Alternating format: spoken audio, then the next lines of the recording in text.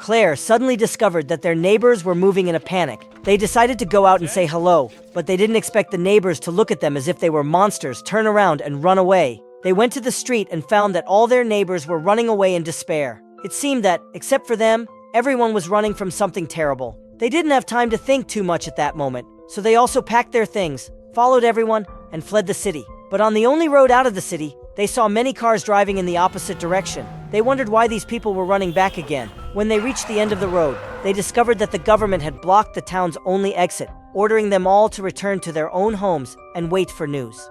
They had never seen anything like this before and didn't know what was happening. At that time, a piece of gravel from the cliff fell onto their car. They followed the sound and looked up to the top of the mountain, seeing that the entire mountain was shaking violently, like a giant beast about to wake up. Suddenly, 2 jet fighters roared out from behind the mountain. Flying over the town without any warning, they directly dropped several incendiary bombs. The whole town was in flames in an instant. Everyone present was frightened by the shocking scene.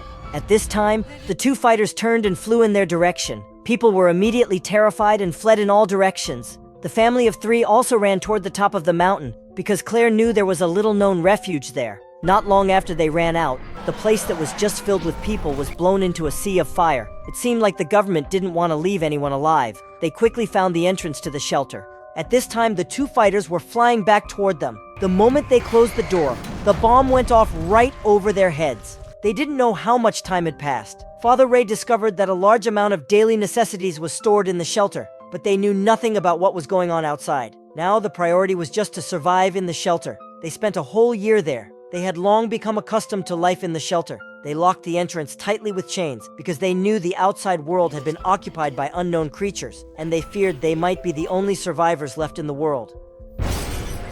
The girl would often stick a periscope out of the vent. Suddenly, she discovered that something was moving in the distant forest. Her parents were searching for supplies outside the shelter. Seeing danger approaching, Zoe started shouting loudly.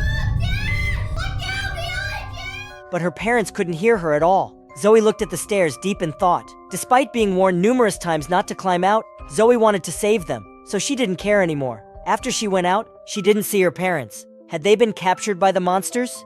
Zoe started shouting loudly until Claire covered her mouth from behind. At this time, the thing in the forest rushed toward them. It turned out to be just a few frightened deer. They breathed a sigh of relief, but Claire suddenly realized that these deer must be avoiding something more terrifying. They quickly fled back to the shelter. Ray locked the entrance in the darkness with a thick iron chain. They heard heavy footsteps coming toward them, but the footsteps didn't seem to find the entrance. Instead, they walked back and forth on the ground above their heads. Zoe was so frightened that she almost cried. In order to prevent the child from making any noise, Ray whispered to her to stay calm. Suddenly, there was a violent crash from the direction of the entrance. They went to the hatch and looked up, finding something outside already near the shelter entrance. They dared not make a sound and could only wait in despair and terror. But something unfortunate still happened. The pull ring on Zoe's doll got caught on a screw. In the next second, as she pulled away, the doll made a sound. In this silent environment, the sound was particularly piercing.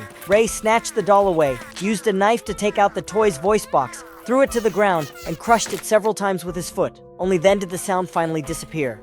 But it was all too late. The thing above had obviously heard the sound below. It started banging violently on the iron door, trying to open it with brute force. Although the iron door had been secured with chains, against such huge power, these chains appeared vulnerable. Several brackets holding them were torn off.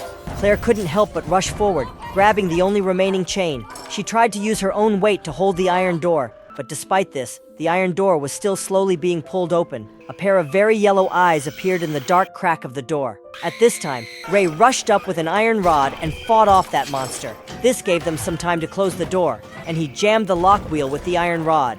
They thought they were finally safe, but the action just now had clearly angered the thing above. It summoned its nearby companions. The deafening sound of footsteps seemed enough to sweep the shelter away violently. That powerful force shattered the iron chains in pieces forcefully. Then, several pairs of strange eyes appeared at the hatch. The family began to flee deeper into the shelter, but there was no hiding place in this narrow space. They set the curtains in the passage on fire and brought in shelves to block the door, hoping this would stop the monsters from rushing in. But they also knew this would just delay them a little bit. At this time, Zoe discovered a vent to escape through. So Ray first lifted Claire up and helped her out. After Claire went out, she found that all the monsters had entered the shelter, so it was safer outside. She immediately picked up Zoe, but just when Ray was about to climb up, because his shoulders were too broad, he got stuck in the hole. Seeing the monsters chasing them getting closer and closer, Ray brutally broke his own arm just to escape from this small vent.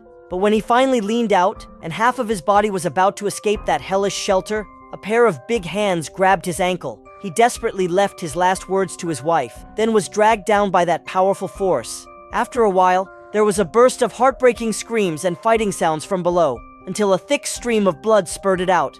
The voice finally quieted down. Claire knew what had happened down there. Regardless of Zoe's hysterical struggle, she took her and ran deep into the forest. After passing through the forest, they reached the town where they had first fled. This place had become a ruin. By this moment, high walls had been built, and quarantine warnings were displayed everywhere. Suddenly, a helicopter appeared above them. The dazzling searchlights revealed the two of them, leaving them nowhere to hide. The helicopter launched an iron net, capturing them tightly.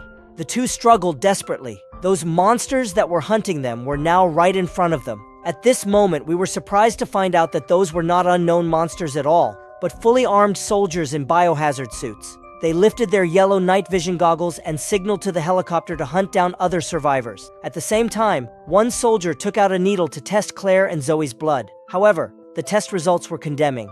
The blood of the two had already turned the black color found only in infected people. It turned out that as early as the initial stage of the disaster, they had been exposed to the airborne virus. All these years, it was not monsters they had been avoiding. Instead, they were hiding from the soldiers who were cleaning up the infected. Now, these soldiers were about to kill them. Claire, losing control, desperately wanted to protect her child. Black veins spread from the corners of her eyes and gradually covered her whole body. Just when the soldiers were about to shoot, the father suddenly rushed out and stopped them. His mutated combat power exploded. In just a few seconds, he knocked the armed soldiers to the ground. But despite this, he still couldn't withstand the hail of bullets. He finally fell under the gunfire, but he had bought the mother and daughter time to escape. The mutated mother and daughter seemed to have completely lost their humanity at that moment. Until the last soldier was killed, only then did they slowly calm down and revert to human form.